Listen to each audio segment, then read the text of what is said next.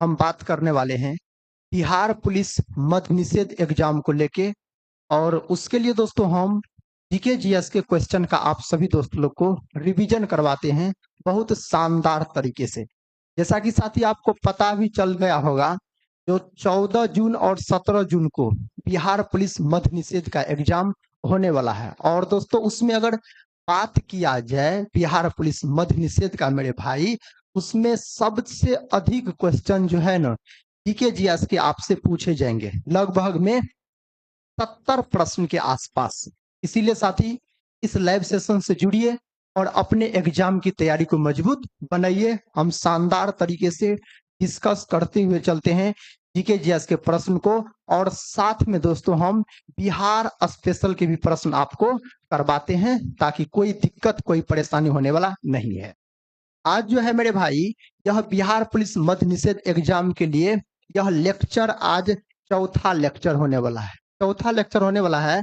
इससे पहले मेरे भाई बात किया जाए तो 3 लेक्चर यानी लाइव सेशन हो चुका है, और हम और आप सभी दोस्त लोग मिलकर बहुत शानदार तरीके से 3 क्लास को अटेम्प्ट कर चुके हैं। तो एक बार आप सभी दोस्त लोग इस सेशन को लाइक कर दीजिए और अपने साथियों में शेयर कर दीजिए। जोरों शोरों से दोस्तों आप लोग लाइक वाला बटन को दबाइए।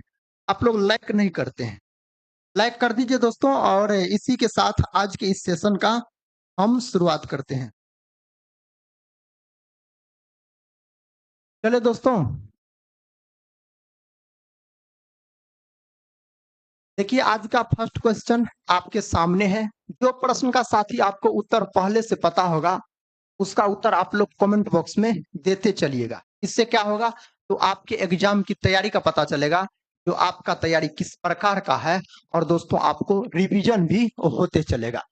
पहला प्रश्न कहता है, ग्राम राज्य के माध्यम से राम राज्य के बारे में किसने कहा था। दोस्तों ग्राम राज्य के माध्यम से राम राज्य के बारे में किसने कहा था, यह कथन मेरे साथी किसके द्वारा कहा गया था। ऑप्शन दिया गया है महात्मा गांधी, विनोबा भावे, जयप्रकाश नारायण, जवाहरलाल नेहरू।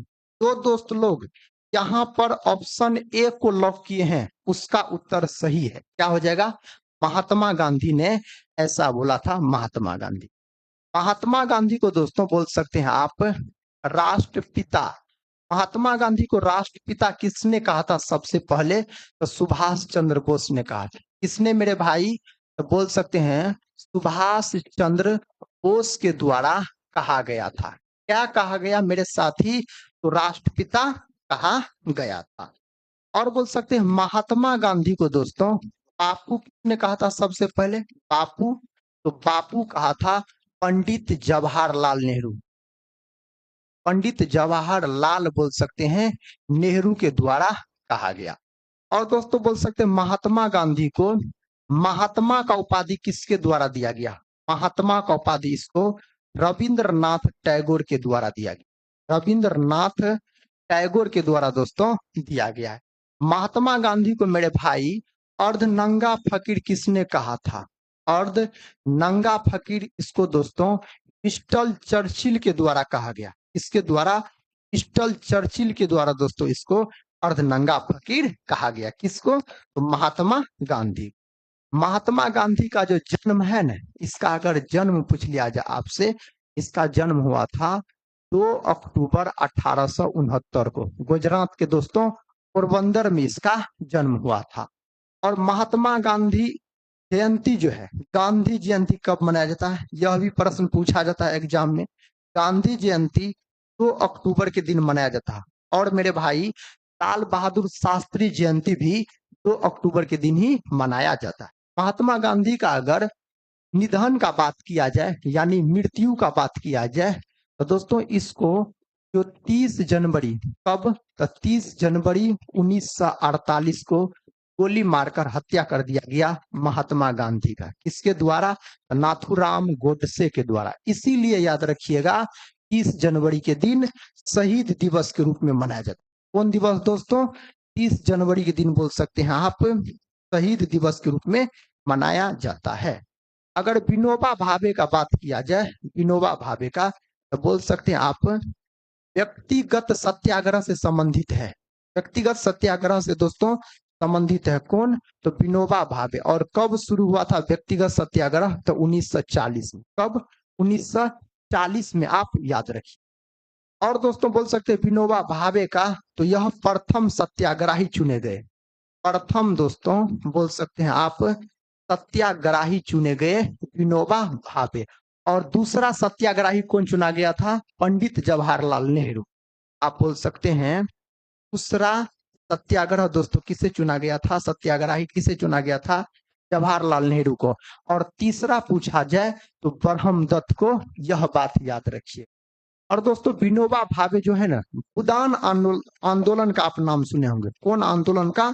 तो मेरे साथी भूदान आंदोलन का।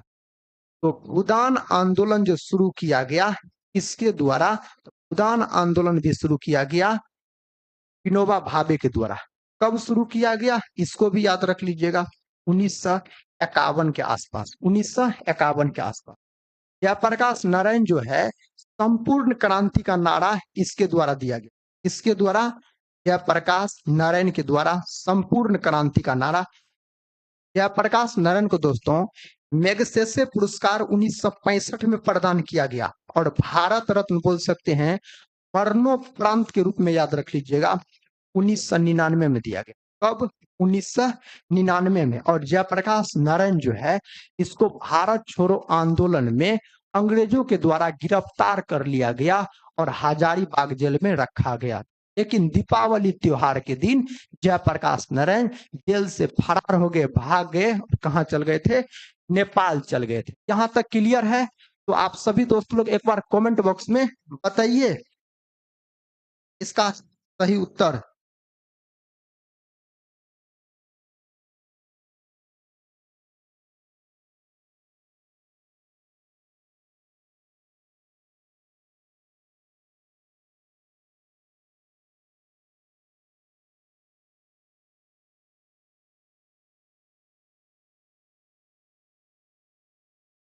ये रहा दोस्तों नेक्स्ट क्वेश्चन आपके सामने। कहता है संविधान के अंतर्गत भारतीय लोकतंत्र के आदर्शों को हम कहाँ देख सकते हैं? इसको कहाँ दोस्तों देख सकते हैं? कहता प्रस्तावना, भाग 3, भाग 4, भाग 1। तो दोस्त लोग इसका सही उत्तर ऑप्शन ए को लॉक किए हैं। उसका उत्तर बिल्कुल सही है। क्या है? प्रस्तावना यहाँ पर सही जवाब हो जाएगा। प्रस्तावना को दोस्तों यूएसए देश के संविधान से लिया गया है। यही अगर आपसे पूछा जाए प्रस्तावना की भाषा को कहां से लिया गया है, तो दोस्तों इसको लिया गया है ऑस्ट्रेलिया देश के संविधान से। ऑस्ट्रेलिया देश के संविधान से इसको लिया गया। किसको? प्रस्तावना की भाषा को बोल सकते हैं। और प्रस्तावना में दोस्तों एक बार संशोधन किया गया। कब? तो 42वां संविधान संशोधन के तहत, जो कि हुआ था 1976 में बोल सकते हैं। और इसमें प्रस्तावना में 3 गो शब्द जोड़ा गया था। कितने शब्द? 3 गो शब्द दोस्तों जोड़ा गया था। बोल सकते हैं आप समाजवादी, और क्या बोल सकते हैं धर्मनिरपेक्षता। धर्मनिरपेक्षता बोलिए।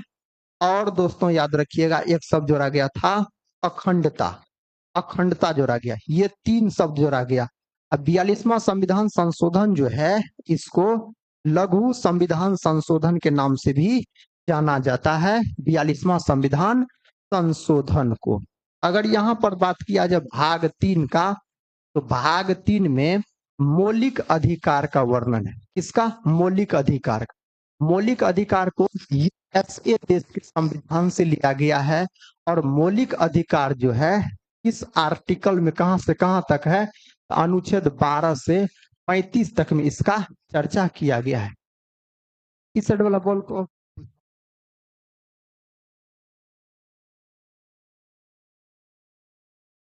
वाला बॉल को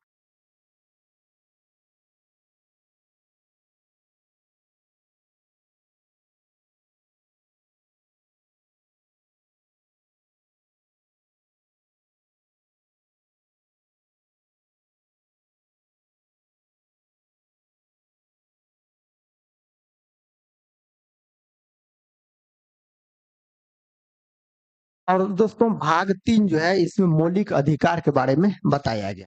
भाग 4 जो है, भाग 4 इसमें है डीपीएसपी है। नीति निर्देशक तत्व है दोस्तों। और नीति निर्देशक तत्व जो है इसको आयरलैंड के संविधान से लिया गया है। आयरलैंड के संविधान से इसको लिया गया है। और बोल सकते यह अनुच्छेद 36 से 51 तक है। डीपीएसपी अनुच्छेद 36 से 51। भाग 1 जो है मेरे साथी, भाग 1 इसमें संघ और बोल सकते हैं राज्य के क्षेत्र के बारे में बताया गया है इसमें। तो भाग 1 में जो है अनुच्छेद 1 से 4 तक है। अनुच्छेद 1 से 4 तक है किसमें? तो भाग 1 में, याद रखिएगा भाग 1 में। देखिए नेक्स्ट क्वेश्चन ये रहा। क्वेश्चन कहता है दोस्तों, भारत के नियंत्रक तथा महालेखा परीक्षक की नियुक्ति कौन करता है? भारत के नियंत्रक तथा महालेखा परीक्षक, यानी बात हो रहा है किसका? सीएजी का बात हो रहा है साथी। इसका नियुक्ति कौन करता है? इसका जो पद है बोल सकते हैं आर्टिकल किस में है? 148 में है। और भारत के बोल सकते हैं नियंत्रक और महालेखा परीक्षक कौन है दोस्तों? कौन है? तो यहाँ पर बोल सकते हैं संजय। कौन है दोस्तों? संजय, याद रखिएगा। 3 नंबर का क्वेश्चन देखिए डिलीट हो गया, यहाँ पर देख लीजिए आप लोग। यहाँ पर दोस्तों भारत का बोल सकते हैं नियंत्रक और महालेखा परीक्षक के बारे में पूछा गया है। नियंत्रक और बोल सकते हैं महालेखा परीक्षक के बारे में पूछा गया है। इसको क्या बोला जाता है? इसको बोला जाता है बोल सकते हैं सीएजी बोला जाता है इसको। और यह जो है इस आर्टिकल में है, तो आर्टिकल 148 में इसका वर्णन किया गया है। और इसको जो दोस्तों शपथ ग्रहण करवाता है, यही प्रश्न पूछा गया था। तो बोल सकते हैं राष्ट्रपति। कौन?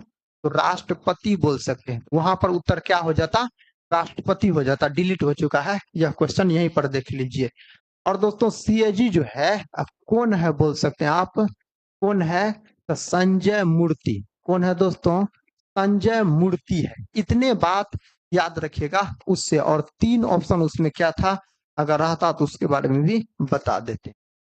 ये रहा नेक्स्ट क्वेश्चन, इसका उत्तर साथी बताइए। कहता है भारतीय संविधान का कौन सा अनुच्छेद राज्य सरकारों को ग्राम पंचायतों के गठन का निर्देश देता है? दोस्तों ग्राम पंचायतों का जो गठन है यह अनुच्छेद 40 में, इसमें है अनुच्छेद 40 में है बोल सकते हैं। अनुच्छेद 32 जो है दोस्तों इसको बाबा साहेब अम्बेडकर के द्वारा, किसके द्वारा? बाबा साहेब अम्बेडकर के द्वारा बोल सकते हैं इसको क्या कहा गया है? तो इसको कहा गया है हृदय और आत्मा कहा गया है। हृदय और दोस्तों आत्मा कहा गया है। अनुच्छेद किसको? 32 को बोल सकते हैं। और याद रखिएगा आप बोल सकते हैं संवैधानिक उपचार। संवैधानिक दोस्तों उपचारों का वर्णन है किसमें? तो अनुच्छेद 32 में आप बोल सकते हैं। अनुच्छेद 36 से 51 तक है डीपीएसपी बोल सकते हैं, नीति निर्देशक तत्व, याद रखिएगा। यहाँ पर कौन कौन दोस्त लोग इसका सही से उत्तर बताए? साथ ही एक बार सेशन को लाइक कर दीजिए। बहुत अच्छे अच्छे प्रश्न है। इस सेशन को आप लोग अंत तक देखिए, उसके बाद पता चलेगा किस प्रकार के प्रश्न इसमें लिए गए हैं। बढ़ते हैं नेक्स्ट क्वेश्चन की तरफ। ये रहा दोस्तों नेक्स्ट क्वेश्चन।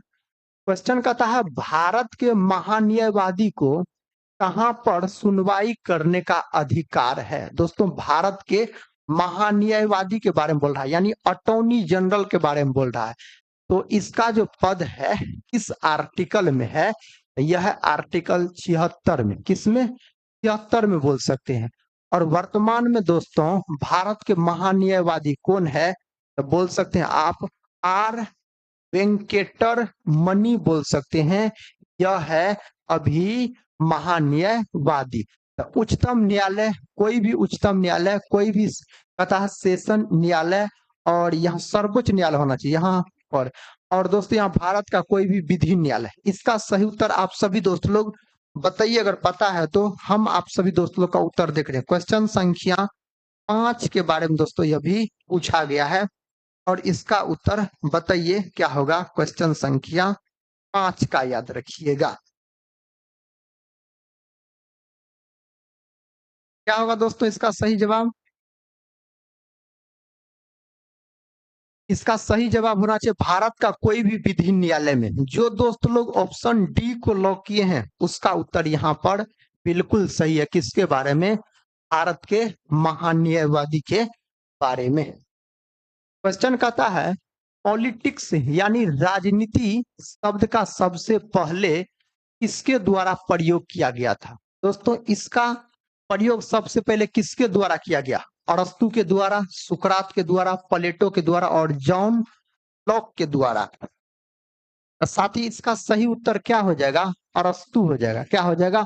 अरस्तु। ऑप्शन ए यहाँ पर सही जवाब है। अरस्तु जो है इसको बोल सकते हैं आप जीव विज्ञान का जनक भी कहा जाता है। और दोस्तों याद रखिएगा अरस्तु के शिष्य कौन थे? अगर इसका शिष्य पूछा जाए सिकंदर बोल सकते हैं दोस्तों। सिकंदर इसका शिष्य थे। किसका? अरस्तु का। और दोस्तों प्लेटो जो है ना, प्लेटो यह अरस्तु के गुरु थे। क्या थे?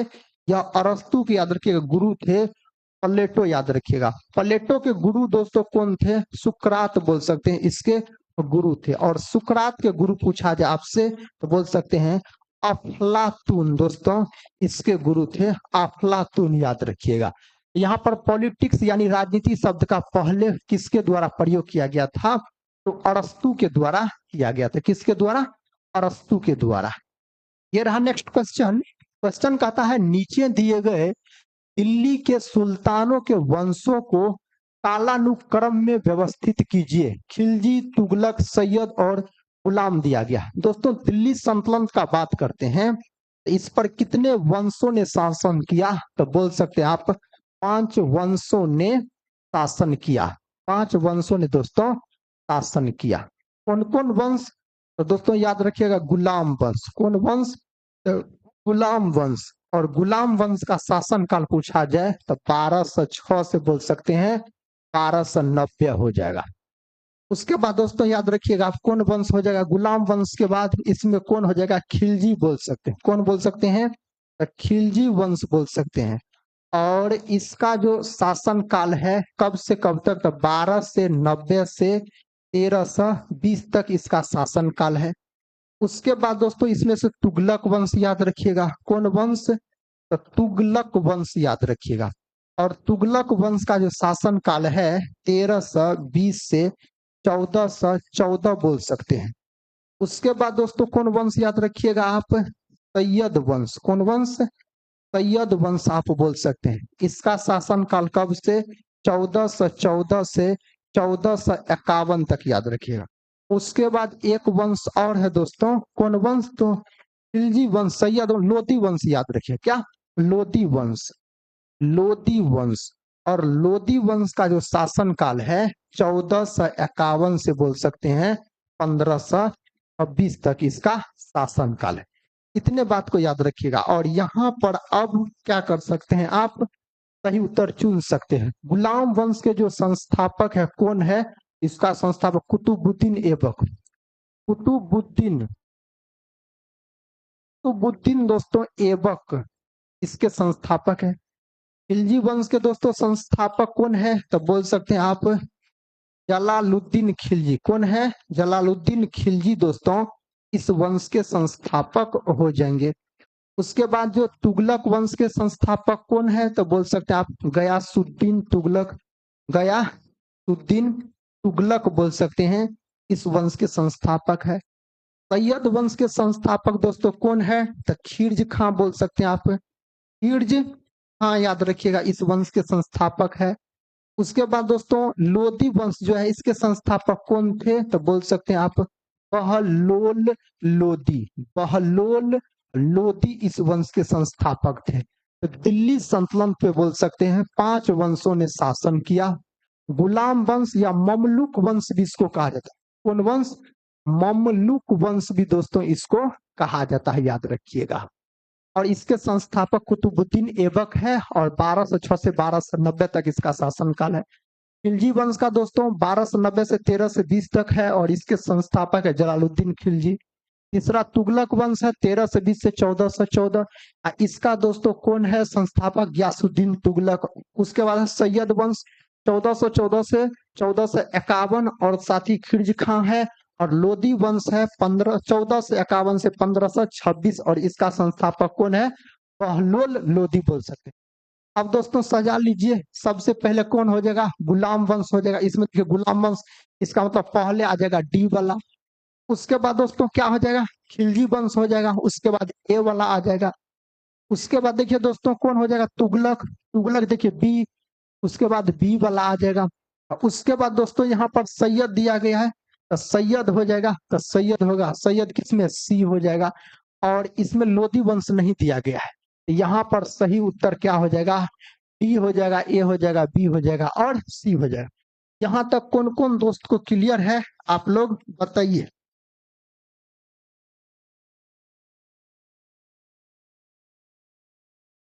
नेक्स्ट क्वेश्चन की तरफ बढ़ रहे हैं। साथ ही क्वेश्चन संख्या 7 हो चुका है, क्वेश्चन संख्या 8 की तरफ हम बढ़ रहे हैं। ये रहा नेक्स्ट क्वेश्चन, इसका उत्तर बताइए। कहता है भारत में डच का सबसे प्रारंभिक उपनिवेश कहाँ था? दोस्तों डच के बारे में यहाँ पर आपसे पूछा गया है। मसूलीपट्टनम, पुलिकट और सूरत, अहमदाबाद दिया गया है। दोस्तों डच जो है ना, डच बोल सकते हैं, यह याद रखिएगा। नीदरलैंड कहाँ के दोस्तों? नीदरलैंड, इसको हॉलैंड भी बोला जाता है। हॉलैंड के निवासी थे। हॉलैंड के निवासी थे दोस्तों। क्या थे? निवासी थे, याद रखिएगा, निवासी थे। उन तो डच का बात किया जाए और डच जो है यह प्रारंभिक उपनिवेश कहाँ था इसका? तो मसूलीपट्टनम में था। उसके बाद दोस्तों बोल सकते पुलिकट में भी। तो पहले मसूलीपट्टनम यहाँ पर लॉक कीजिएगा, ऑप्शन है ए। और दोस्तों आप क्या बोल सकते हैं? नीदरलैंड का था निवासी और डच। भारत आने वाला अगर आपसे पूछा जाए, भारत आने वाला पहला डच कौन था? भारत आने वाला दोस्तों पहला डच अगर पूछा जाए तब आप क्या बोलिएगा? कार्नेलिस। क्या बोलिएगा? कार्नेलिस डी आउटमैन। आउट आउटमैन आउटमैन यहाँ पर क्या हो जाएगा? आउटमैन हो जाएगा। आउटमैन याद रखिएगा। यह पहला डच है। और कब आया दोस्तों? 1596 में। कब आया था? 1596 में आया था। इसको आप याद रख लीजिएगा। क्या याद रख लीजिएगा उसको? 1596 में। यहाँ तक क्लियर है? और ये सब प्रश्न दोस्तों एग्जाम में पूछा जाता है। आप सभी दोस्त लोग का कमेंट यहाँ पर चल रहा है, आप सभी दोस्त लोग कमेंट बॉक्स में उत्तर भी बता सकते हैं। देखिए नेक्स्ट क्वेश्चन। क्वेश्चन कहता है ब्रिटिश शासन के दौरान तत्कालीन मद्रास प्रेसिडेंसी में रैयतवाड़ी प्रणाली की शुरुआत करने वाले कौन था? रैयतवाड़ी प्रणाली के बारे में दोस्तों यहाँ पर आपसे पूछा गया है। तो यह प्रणाली जो शुरू हुआ था, कौन प्रणाली बोल सकते हैं? तो रैयतवाड़ी प्रणाली। यह प्रणाली दोस्तों कब शुरू किया गया? तो यह प्रणाली शुरू किया गया था 1820 में। कब? 1820 में बोल सकते हैं। किसके द्वारा? तो थॉमस मुनरो के द्वारा। किसके द्वारा? थॉमस मुनरो के द्वारा। जो दोस्त लोग ऑप्शन ई को लॉक किए हैं उसका उत्तर बिल्कुल सही है, थॉमस मुनरो याद रखिएगा। और बंगाल प्रेसिडेंसी में बोल सकते हैं इसका शुरुआत हुआ था रैयतवाड़ी प्रणाली का। और इसके सहयोगी कौन थे? अलेक्जेंडर रीड बोल सकते हैं, उसको भी याद रख लीजिएगा। नेक्स्ट क्वेश्चन देखिए, कहता है निम्नलिखित में से कौन सा व्यक्ति इटली के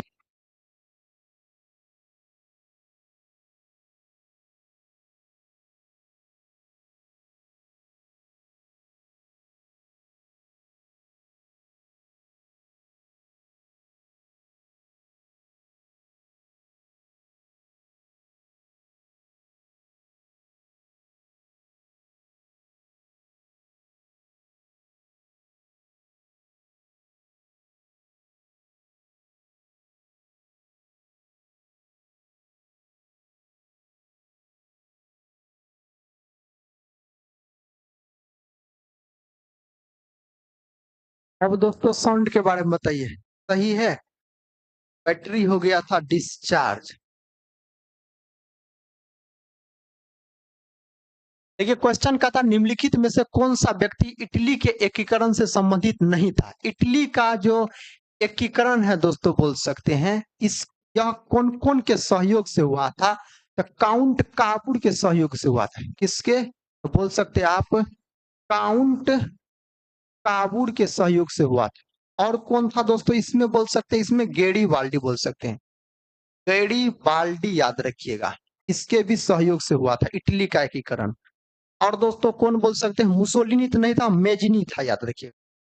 मैजिनी, मैजिनी, इसके सहयोग से। और दोस्तों प्रधानमंत्री इसमें कौन था, बोल सकते हैं आप प्रधानमंत्री। प्रधानमंत्री कौन था, तो बोल सकते हैं विक्टर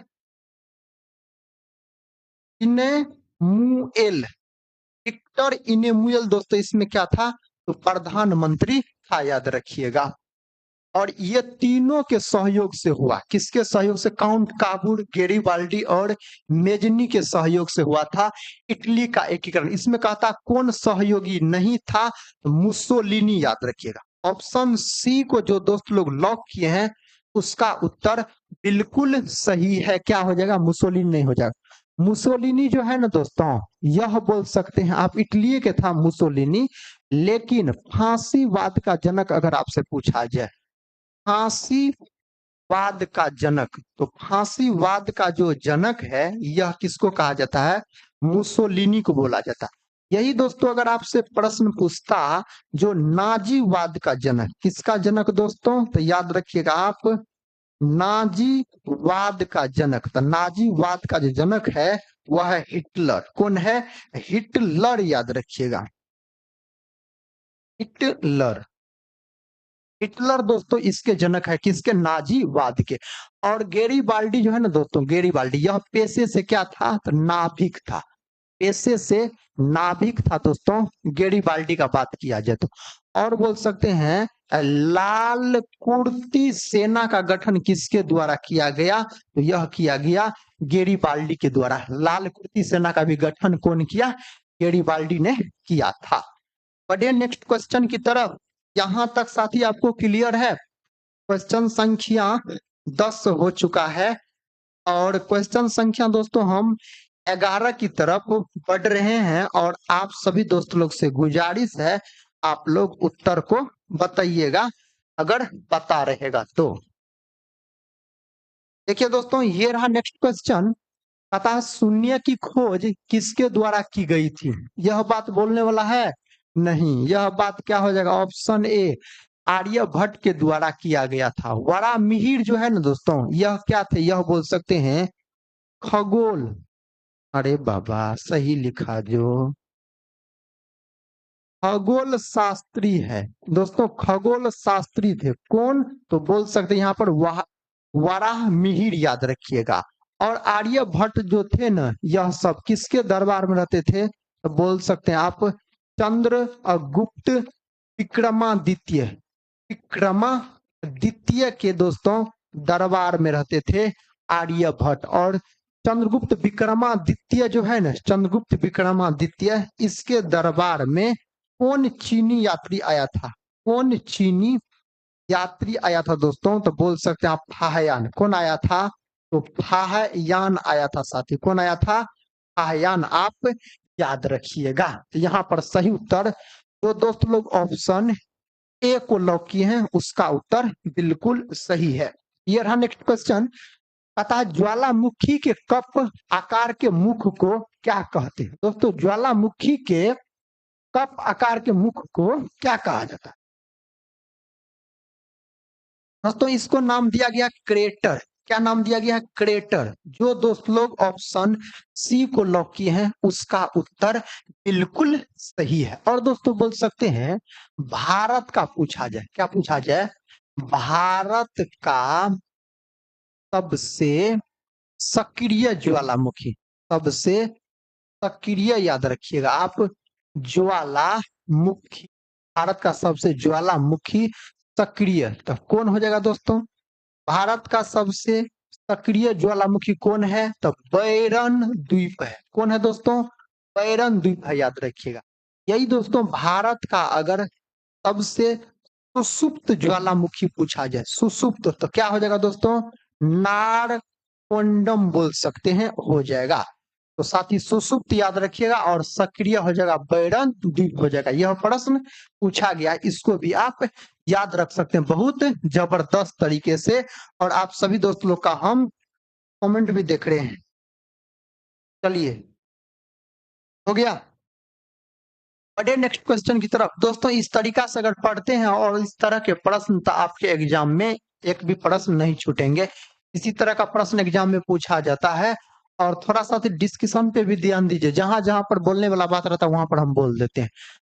यहाँ पर कहता है दक्षिण अमेरिका के शीतोष्ण घास स्थलों को क्या कहा जाता है? दक्षिण अमेरिका के दोस्तों शीतोष्ण घास स्थल जो है इसको क्या कहा जाता है? सावाना, वेल्ड, प्रेरी और पंपास। इसका दोस्तों सही उत्तर आप लोग बताइए तो कौन ऑप्शन में दिया गया है? प्रश्न संख्या दोस्तों 13 आपके सामने है और इसका उत्तर आप सभी दोस्त लोग से गुजारिश है, आप लोग एक बार कमेंट बॉक्स में बताइए, साथ ही इसका सही जवाब क्या हो जाएगा?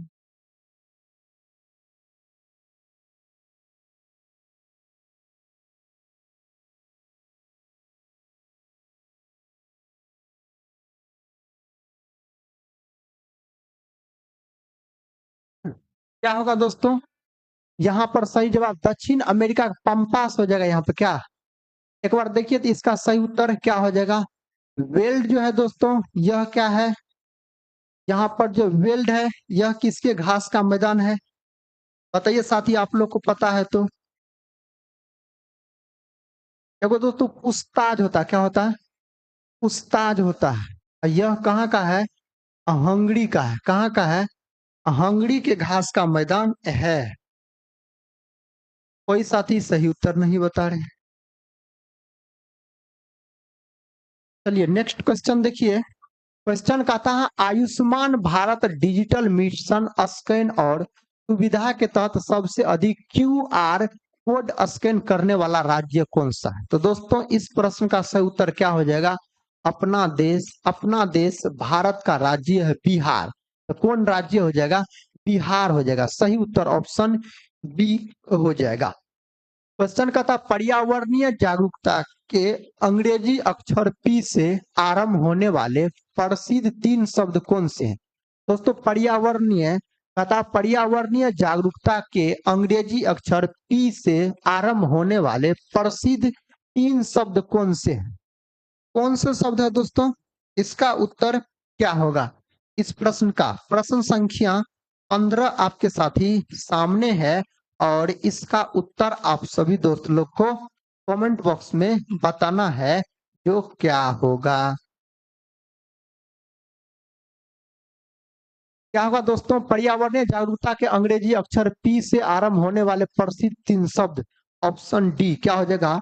पॉपुलेशन, पॉवर्टी और पॉल्यूशन। दोस्तों जो ऑप्शन डी को लॉक किए हैं उसका उत्तर बिल्कुल सही है। ऑप्शन डी वाले साथी आप सही प्रश्न को चुने हैं।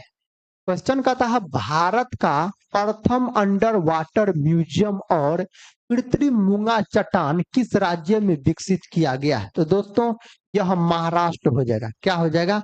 महाराष्ट्र हो जाएगा। ऑप्शन डी सही जवाब है। क्वेश्चन कहता निम्नलिखित में से कौन सा दिवस ऐसा है जो हर वर्ष किसी निश्चित तिथि पर नहीं मनाया जाता? क्या है दोस्तों? नहीं मनाया जाता। इनमें से बताइए। विश्व पर्यावरण दिवस, अंतर्राष्ट्रीय महिला दिवस, विश्व पर्यावास यानी हैबिटेट दिवस और अंतर्राष्ट्रीय मित्रता दिवस। दोस्तों इसका सही उत्तर क्या होगा? प्रश्न संख्या 17 दोस्तों आपके सामने है और इसका उत्तर आप सभी दोस्त लोग बताइए क्या होगा? क्या होगा दोस्तों इसका सही जवाब? बी बोल रहे हैं। बी तो अंतर्राष्ट्रीय महिला दिवस यह मनाया जाता है। यहाँ पर विश्व पर्यावास यानी हैबिटेट दिवस यह कोई निश्चित दिन नहीं मनाया जाता। विश्व पर्यावरण दिवस जो है यह मनाया जाता है 5 जून के दिन। कब? 5 जून के दिन मनाया जाता है। अंतर्राष्ट्रीय महिला दिवस जो है यह 8 मार्च के दिन मनाया जाता है। यही अगर आपसे पूछ लिया जाए जो राष्ट्रीय महिला दिवस दोस्तों 13 फरवरी के दिन मनाया जाता है। अंतर्राष्ट्रीय मित्रता दिवस जो है यह 30 जुलाई के दिन मनाया जाता है। कब? 30 जुलाई के दिन मनाया जाता है यह दिवस। अंतर्राष्ट्रीय मित्रता दिवस का अगर हम बात करते हैं तो देखिए नेक्स्ट क्वेश्चन कहता है निम्नलिखित में से कौन सी उपन्यास कहता है भारत के स्वतंत्रता सेनानियों के लिए प्रेरणा का स्रोत बनी थी। इस 4 ऑप्शन में से क्या हो जाएगा? कहता परीक्षा गुरु, आनंद मठ, रंगभूमि और दोस्तों पद्म राग बोल सकते हैं। इसका सही उत्तर बताइए तो कौन कौन दोस्त लोग बता रहे हैं। साथ ही एक बार सेशन को लाइक आप लोग कर दीजिए। प्रश्न संख्या 18 आपके सामने है और उत्तर आप सभी दोस्त लोग को चुनना है जो इसका उत्तर क्या हो जाएगा। क्या होगा दोस्तों? ऑप्शन सी बोल रहे हैं।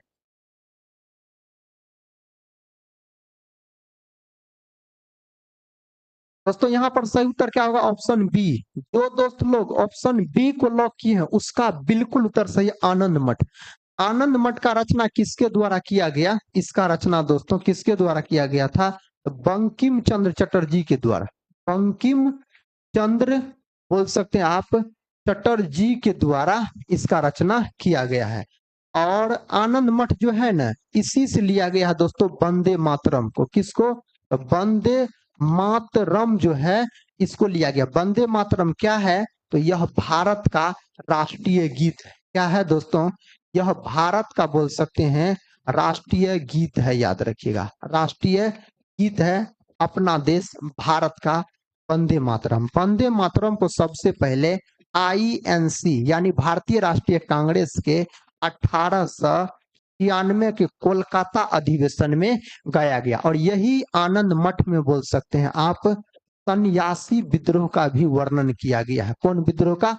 सन्यासी विद्रोह का भी वर्णन किया गया है यही आनंद मठ में। यही दोस्तों अगर बंकिम चंद्र चटर्जी का और पुस्तक पूछा जाए तब क्या बोलिएगा? देवी चौधरानी। कौन दोस्तों? देवी बोल सकते हैं आप चौधरानी। यह किसका लेखक है? तो यह है आपको किसका? बंकिम चंद्र चटर्जी का। और दोस्तों एक बात याद रखिएगा आप दुर्गेश नंदनी। क्या दोस्तों? दुर्गेश नंदनी यह भी किसका है? तो दुर्गेश नंदनी भी आपको बंकिम चंद्र चटर्जी का। तो दोस्त लोग यहाँ पर ऑप्शन बी को लॉक किए हैं उसका उत्तर बिल्कुल सही है। बढ़िए नेक्स्ट क्वेश्चन की तरफ।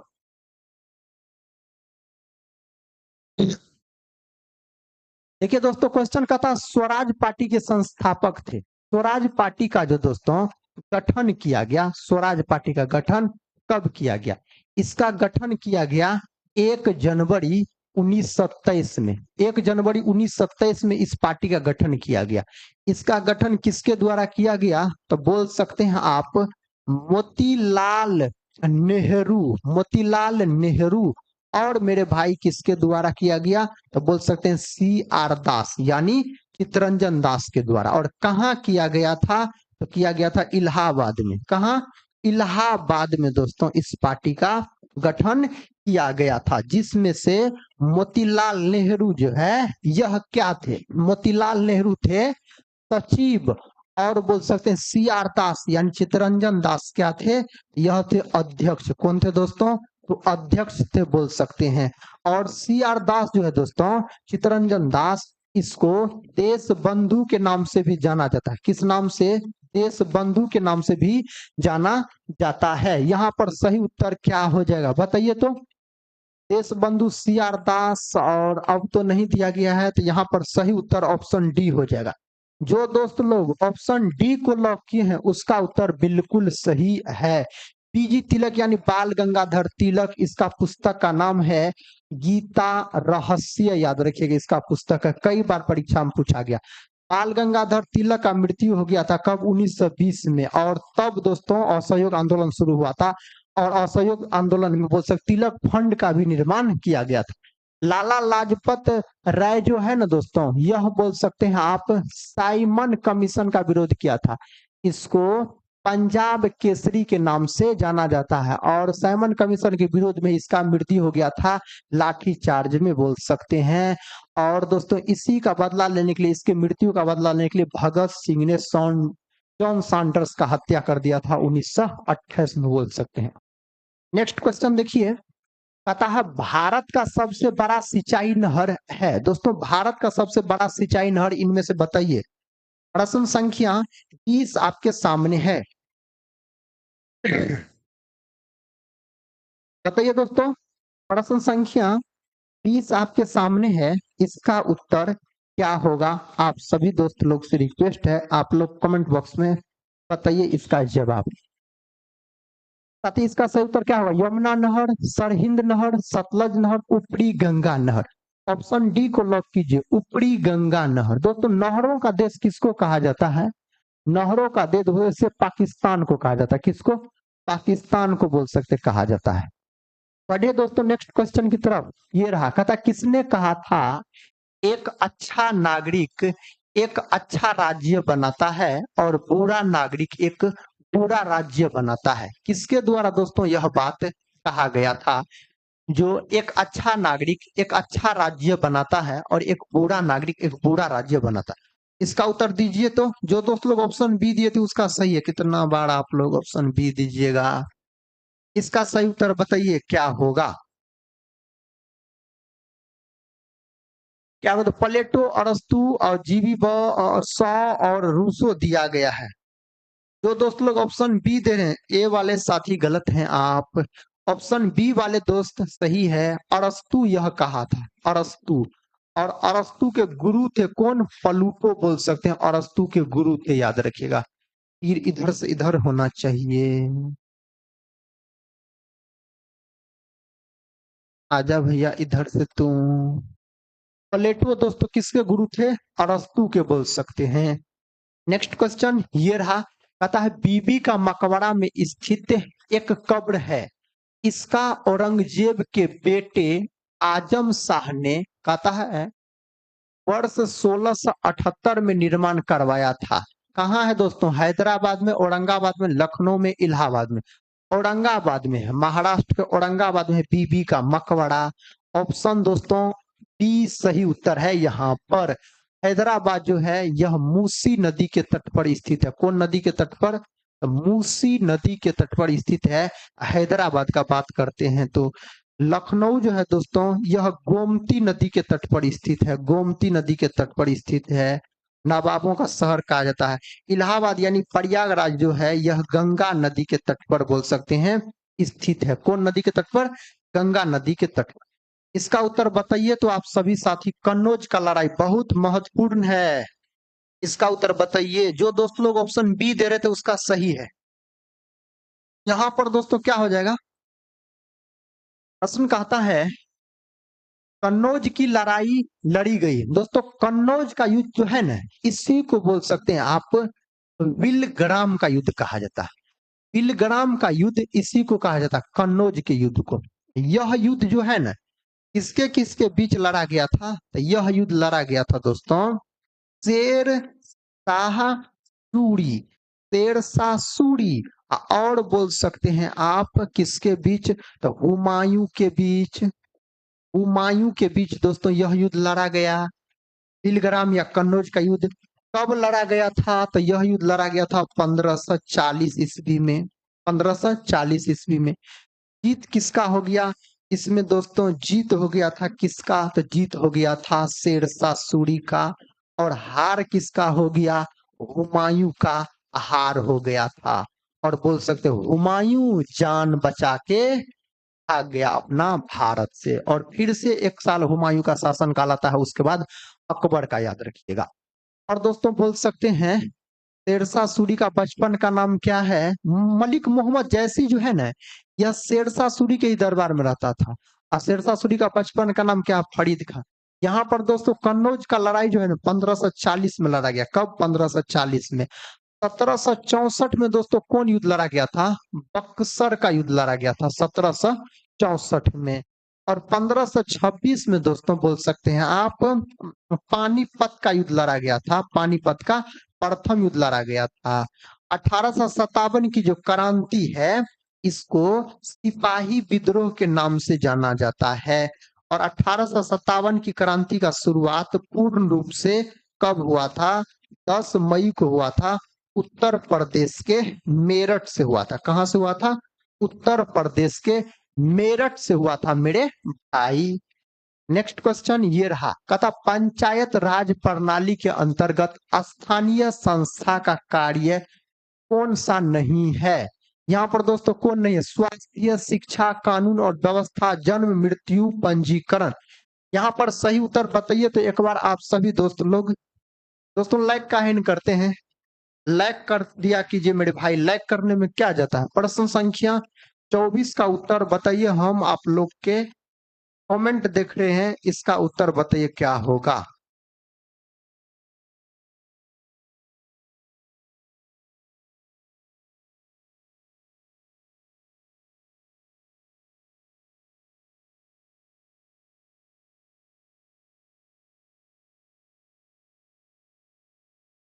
देखिए दोस्तों, कहता पंचायत राज प्रणाली के अंतर्गत स्वास्थ्य आएगा, पंचायत राज प्रणाली के अंतर्गत आता है। शिक्षा भी आता है, जन्म मृत्यु पंजीकरण भी आता है। नियम कानून व्यवस्था, कानून व्यवस्था दोस्तों नहीं आएगा। ऑप्शन सी को जो दोस्त लोग लॉक किए हैं उसका उत्तर बिल्कुल सही है, याद रखिए। दोस्तों हम पंचायती राज प्रणाली का बात करते हैं, किसका? तो पंचायती राज प्रणाली का। पंचायती राज प्रणाली जो है ना, यह 73वां संविधान संशोधन से संबंधित है। 73वां संविधान संशोधन जो कि 1993 में हुआ था। और पंचायती राज जो है यह लागू हुआ था कब? 2 अक्टूबर 1959 को। और पंचायती राज जो है दोस्तों सबसे पहले कहाँ लागू हुआ था? तो बोल सकते हैं आप राजस्थान के नागौर जिला में। राजस्थान के नागौर जिला में दोस्तों यह लागू हुआ था। और पंचायती राज जो है ना, यह अनुच्छेद 40 में है, 40 से संबंधित है। और दोस्तों पंचायती राज जो है यह अनुसूची पूछा जाए आपसे, अनुसूची पूछा जाए तो अनुसूची 11 बोलिएगा। क्या बोलिएगा? अनुसूची 11 बोलिएगा, याद रखिएगा। यही दोस्तों दूसरा राज्य कौन है पंचायती राज व्यवस्था लागू करने वाला? तो दूसरा राज्य है आंध्र प्रदेश। क्या है? आंध्र प्रदेश। और आंध्र प्रदेश के संपूर्ण राज्य में पंचायती राज व्यवस्था लागू हुआ था। तो दोस्त लोग ऑप्शन सी दिए हैं उसका सही उत्तर है, ऑप्शन सी वाले भाई सही है, नागौर जिला में लागू हुआ था। विशाल देव भाई का सही उत्तर है। देखिए नेक्स्ट क्वेश्चन की तरफ बढ़ते हैं। ये रहा नेक्स्ट क्वेश्चन, कहता संत सरफुद्दीन, यहाँ पर दोस्तों याद रखिएगा, यहाँ पर याद रखिएगा सरफुद्दीन, सरफुद्दीन याद रखिएगा। कहता याहिया मनेरी का मकबरा किस जिला में है? दोस्तों इसका सही उत्तर क्या होगा? इसका सही उत्तर हो जाएगा पटना। कहाँ है दोस्तों? पटना में है। इसका सही उत्तर आप याद रख लीजिएगा, पटना में है। प्रश्न संख्या 25 का सही उत्तर दोस्तों हम क्या बोले? पटना में है, याद रखिएगा आप। बढ़ते हैं नेक्स्ट क्वेश्चन की तरफ। ये रहा दोस्तों नेक्स्ट क्वेश्चन, कहता है भारत के प्रथम राष्ट्रपति कौन थे? इसका उत्तर आप सभी दोस्त लोग बताइए। भारत के प्रथम राष्ट्रपति के बारे में पूछा गया है, डॉक्टर राजेंद्र प्रसाद। डॉक्टर राजेंद्र प्रसाद कहाँ के रहने वाले थे? तो यह रहने वाले थे बिहार के। कहाँ के? बिहार के। डॉक्टर राजेंद्र प्रसाद को देश रत्न के नाम से भी जाना जाता है। डॉक्टर राजेंद्र प्रसाद को दोस्तों बोल सकते हैं आप 11 दिसंबर 1946 को संविधान सभा का अस्थाई अध्यक्ष भी चुना गया था। डॉक्टर एस राधा कृष्णन का बात करते हैं, इसी के जन्म दिवस को 5 सितंबर के दिन शिक्षक दिवस के रूप में मनाया जाता है। और यह दोस्तों उपराष्ट्रपति बने, बाद में राष्ट्रपति भी बने। एन संजीव रेड्डी जो है, नीलम संजीव रेड्डी, यह बोल सकते हैं आप निर्विरोध, निर्विरोध चुने गए भारत के राष्ट्रपति पूछा जाए तो बोल सकते हैं संजीव, नीलम संजीव रेड्डी, याद रखिएगा। और महात्मा गांधी भारत के राष्ट्रपिता हैं, राष्ट्रपिता है दोस्तों। यहां तक क्लियर है? बढ़ते हैं नेक्स्ट क्वेश्चन की तरफ। सबसे अधिक समय तक दोस्तों राष्ट्रपति के पद पर कौन रहा था? डॉक्टर राजेंद्र प्रसाद ही रहा था। तथा द्वितीय विश्व युद्ध का प्रारंभ किस सन में हुआ था? दोस्तों बात हो रहा है यहाँ पर किसका? द्वितीय विश्व युद्ध का बात हो रहा है। देखिए द्वितीय विश्व युद्ध जो है ना दोस्तों, यह कब शुरू हुआ था? तो द्वितीय विश्व युद्ध शुरू हुआ था 1939 में और चला था कब तक? तो 1945 तक चला था द्वितीय विश्व युद्ध। इसमें दोस्तों लगभग में 61 देश ने भाग लिया था। कितने देश? 61 देश के आसपास इसमें भाग लिया गया। द्वितीय विश्व युद्ध का जो दोस्तों कारण था, बोल सकते हैं कारण, इसका कारण आप क्या बोल सकते हैं? द्वितीय विश्व युद्ध का जर्मनी के द्वारा, किसके द्वारा? जर्मनी के द्वारा पोलैंड पर आक्रमण, पोलैंड पर आक्रमण याद रखिएगा, इसका क्या है? तो इसका कारण है द्वितीय विश्व युद्ध का। तो सही उत्तर 1939 में यह शुरू हुआ था। अगर दोस्तों प्रथम विश्व युद्ध का बात करते हैं हम, प्रथम विश्व युद्ध का बात करते हैं तो यह कब शुरू हुआ था? यह दोस्तों 1914 में शुरू हुआ था और 1918 तक चला था। कौन विश्व युद्ध? प्रथम विश्व युद्ध। और प्रथम विश्व युद्ध में लगभग में 37 देश ने भाग लिया था, 37 देश। और दोस्तों इसका कारण अगर पूछ लिया जाए प्रथम विश्व युद्ध का, तो ऑस्ट्रेलिया के राजकुमार, ऑस्ट्रेलिया नहीं ऑस्ट्रिया, ऑस्ट्रिया के दोस्तों बोल सकते हैं आप राजकुमार का सेरेजुआ हत्याकांड, यानी सेरेजुआ में इसका निधन कर दिया गया, इसको मार दिया गया, बोल सकते इसका मृत्यु हो गया था। ऑस्ट्रिया के राजकुमार का सेरेजुआ हत्याकांड बोल सकते हैं, यही इसका उत्तर हो जाए। यहाँ तक क्लियर है? बढ़े नेक्स्ट क्वेश्चन की तरफ। दोस्तों इसका उत्तर जो दोस्त लोग ऑप्शन सी को लॉक किए हैं, यानी तीसरा ऑप्शन को लॉक किए हैं, उसका उत्तर बिल्कुल सही है। ये जो दोस्तों लिखने वाला पेन है ना, पेन है, इसका जो लोलकी निकल रहा था इसमें ने है, इसीलिए थोड़ा सा मोटा और अक्षर गोल नहीं होता है। देखिए कहता है राष्ट्रीय कैलेंडर का प्रथम महीना कौन सा है? दोस्तों राष्ट्रीय कैलेंडर का प्रथम महीना कौन सा है? भाद्र, फाल्गुन, चैत्र और कार्तिक। दोस्तों यहाँ पर सही उत्तर क्या हो जाएगा? बताइए तो कौन ऑप्शन हो जाएगा? ऑप्शन सी सही है कि गलत है इसके लिए? 28 नंबर प्रश्न का उत्तर बताइए आप सभी दोस्त लोग। हम कमेंट देखते हैं कौन कौन दोस्त लोग सही सही उत्तर देते हैं। बोल रहे हैं ए। ऑप्शन सी वाले भाई सही है। ऑप्शन सी जो दोस्त लोग दिए हैं उसका बिल्कुल सही है। क्या है? चैत्र। याद रहे कि राष्ट्रीय कैलेंडर का प्रथम महीना चैत्र है। जो दोस्त लोग ऑप्शन एक सी को लॉक किए, तीसरा ऑप्शन को, उसका सही है।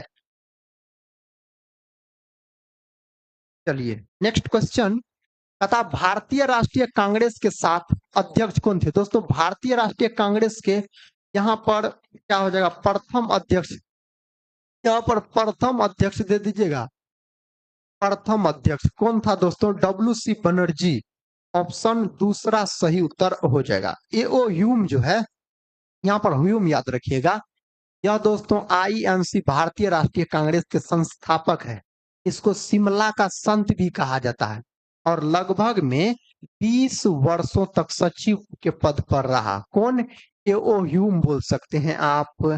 और दोस्तों एनी बेसेंट जो है, यह भारत कब आया? एनी बेसेंट भारत आया था 1893 में। और दोस्तों भारतीय राष्ट्रीय कांग्रेस यानी आईएनसी का अध्यक्ष था 1917 का हुआ था, जो कोलकाता में किया गया, उसका किया गया। इसके द्वारा पंडित लाल नेहरू, दोस्तों बोल सकते हैं मोतीलाल नेहरू जो है, मोतीलाल नेहरू, यह स्वराज पार्टी के संस्थापक है और पंडित जवाहरलाल नेहरू के पिताजी है मोतीलाल नेहरू। भारतीय राष्ट्रीय कांग्रेस का गठन हुआ था 1885 में, बोल सकते कब हुआ था? 1885 में हुआ था। कहता सूर्य ग्रहण होता है। दोस्तों सूर्य ग्रहण कब होता है?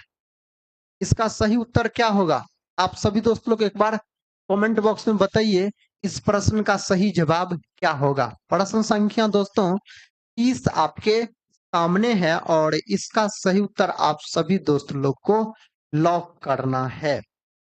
तथा जब चंद्र सूर्य और पृथ्वी के बीच से गुजरता है प्रति 5 वर्ष में, जब चंद्र पूरा हो जाता है, जब पृथ्वी सूर्य और चंद्रमा के बीच आती है, इसका दोस्तों सही उत्तर क्या हो जाएगा? तो दोस्त लोग ऑप्शन ए को लॉक क्यों, उसका बिल्कुल सही है। जब चंद्र सूर्य और पृथ्वी के बीच से गुजरता है तब क्या होता है? सूर्य ग्रहण होता है। ऑप्शन ए सही जवाब है। कहता है निम्नलिखित में से किन कोशिकाओं से इंसुलिन का रिसाव होता है? दोस्तों इंसुलिन जो है ना, इंसुलिन, इसी को डायबिटीज कहा जाता है। इंसुलिन एक प्रकार का क्या है? हार्मोन है बोल सकते हैं। यह हार्मोन है एक प्रकार का इंसुलिन।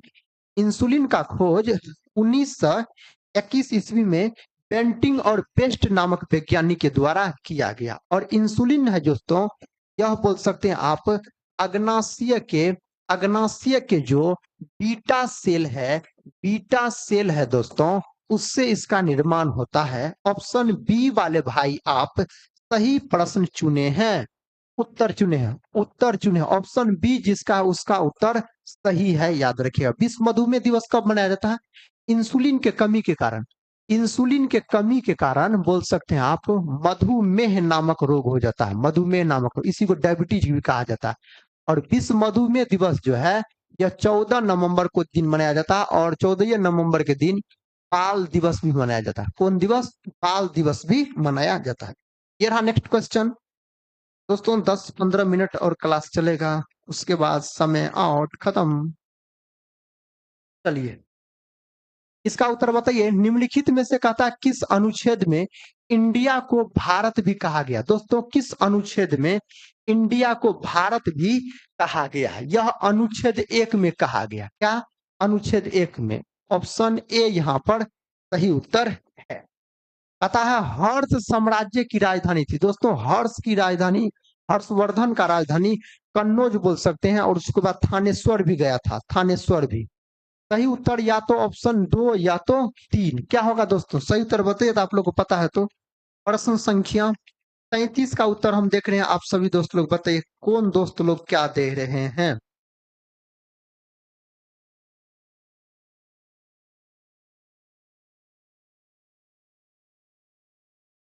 चलिए थानेश्वर हो जाएगा। और उसके बाद कहाँ गया था? कन्नौज भी गया था। तथा सुभाष चंद्र बोस ने स्वतंत्र भारत सरकार का शुभारंभ कहाँ किया? सिंगापुर, टोक्यो, कलकत्ता और रंगून दिया गया है। दोस्तों इसका सही उत्तर क्या होगा? प्रश्न संख्या 34 आपके सामने है। और इसका सही उत्तर आप सभी दोस्त लोग को बताना है। दोस्तों सही उत्तर क्या है? इसका सही उत्तर हो जाएगा सिंगापुर। क्या हो जाएगा? सिंगापुर हो जाएगा। ऑप्शन एक यहाँ पर सही जवाब है। तथा भारतीय संविधान का अनुच्छेद 32 इस भाग द्वारा प्रदत्त अधिकारों के प्रवर्तन के लिए उपचार किससे संबंधित है? केंद्र सरकार, राज्य सरकार, भारतीय नागरिक के मौलिक अधिकार, राज्य नीति के निर्देशक सिद्धांत। यहाँ पर दोस्तों सही उत्तर क्या होगा? प्रश्न संख्या 35 आपके सामने है। इसका सही उत्तर आप सभी दोस्त लोग बताइए क्या होगा? क्या होगा दोस्तों इसका सही उत्तर? केंद्र सरकार, राज्य सरकार, भारतीय नागरिक के मौलिक अधिकार। यहाँ पर ऑप्शन सी हो जाएगा, तीसरा वाला भारतीय नागरिक के मौलिक अधिकार। याद रखिए इसका सही जवाब है। तथा बिहार के चारा घोटाले की जांच हेतु राज्य सरकार द्वारा किस आयोग का गठन किया गया? बिहार के दोस्तों चारा घोटाला के जांच के लिए राज्य सरकार के द्वारा कौन आयोग का गठन किया गया था? कौन आयोग का दोस्तों इसके द्वारा गठन किया गया था? प्रश्न संख्या 36 है। और इसका उत्तर आप सभी दोस्त लोग को बताना है जो क्या हो जाएगा। उस आयोग का दोस्तों क्या नाम है? तथा तेंदुलकर आयोग, कोठारी आयोग, मुखोपाध्याय आयोग और अली अहमद आयोग। ऑप्शन तीसरा दोस्तों इसका सही उत्तर होना चाहिए। ऑप्शन 3 वाले साथी आप सही है। जालियांवाला बाग हत्याकांड जो हुआ था दोस्तों 13 अप्रैल